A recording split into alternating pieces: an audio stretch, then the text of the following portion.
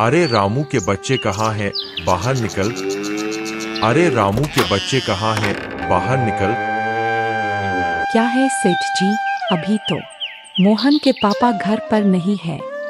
अरे रहेंगे भी कैसे जो कर्जा लिया है हमसे। देख सीता, मैं आज आखिरी मौका दे रहा हूँ। कल मेरा पैसा वापस नहीं किया तो मैं घर पर कब्जा कर लूंगा। अरे सेठ जी, कुछ दिन की और मोहलत दे दीजिए, मैं आपका पूरा पैसा चुका दूंगी। देखो, मैं कुछ नहीं सुनना चाहता। आज 1 साल हो गया यही कहते कहते अभी तक तुमने 1 भी रुपया वापस नहीं किया।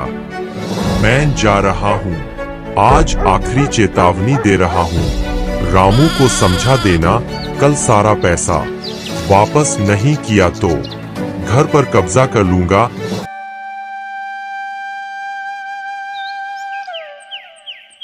क्या बात है, मोहन की माँ इतना उदास क्यों बैठी हो?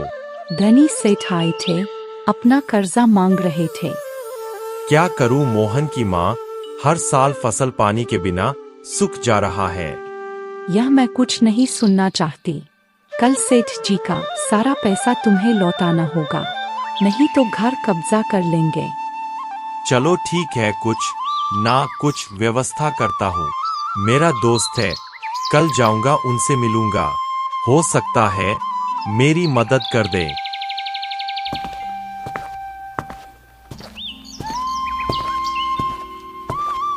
अरे श्यामलाल भाई, आपका कामकाज कैसे चल रहा है? सब ठीक चल रहा है, ईश्वर की कृपा से। अरे श्यामलाल भाई, मेरी कुछ मदद कर सकते हैं? क्यों नहीं मदद कर सकता, पर भाई पैसे की बात मत करना। एक रामू खेत में काम करते हुए एक चमकती अंगूठी पाता है। यह तो बहुत पुराने जमाने की अंगूठी लग रही है, पर यह तो सोने का है।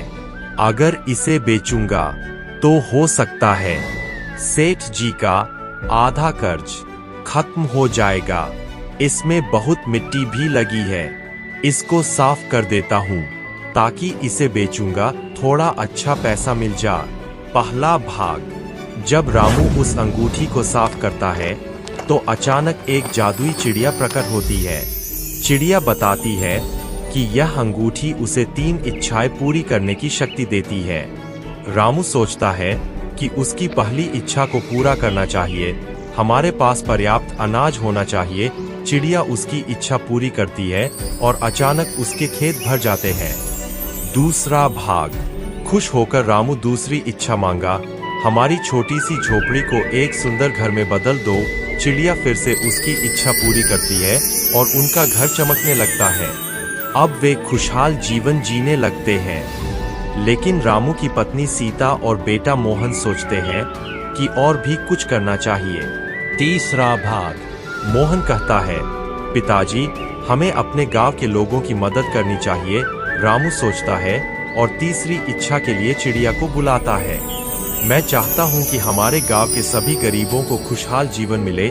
चिड़िया उसकी इच्छा को पूरा करती है और गांव में समृद्धि फैल जाती है। क्लाइमेक्स।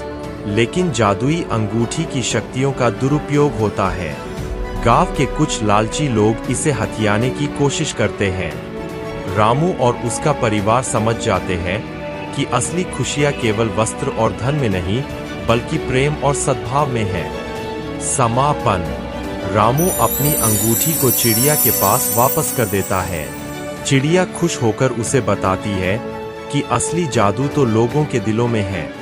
रामू और उसका परिवार अब खुशहाल जीवन जीते हैं और गांव में सभी मिलजुल कर रहते हैं। संदेश। इस कहानी का संदेश है कि सच्ची खुशी और समृद्धि केवल बाहरी चीजों में नहीं, बल्कि मानवता, प्रेम और सहानुभूति में होती है।